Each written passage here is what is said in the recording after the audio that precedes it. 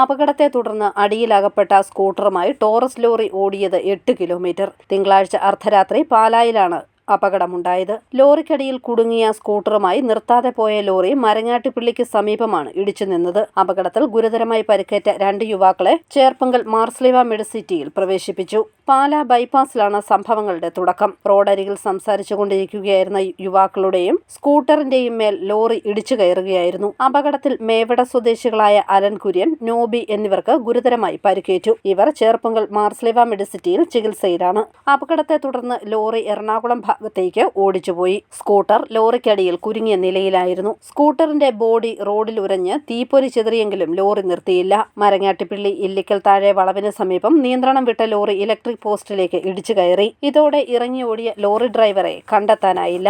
8 കിലോമീറ്ററോളം റോഡിൽ ഉരഞ്ഞ സ്കൂട്ടർ പൂർണ്ണമായും തകർന്നുപോയി. ലോറിയിൽ ലോഡ് ഉണ്ടായിരുന്നില്ല. ലോറിയിൽ നിന്നും മദ്യക്കുപ്പികളും ഛർദിലിന്റെ അവശിഷ്ടങ്ങളും കണ്ടെത്തിയിട്ടുണ്ട്. ലോറിയിൽ ഉണ്ടായിരുന്നവർ മദ്യപിച്ചിരുന്നതായാണ് സംശയം.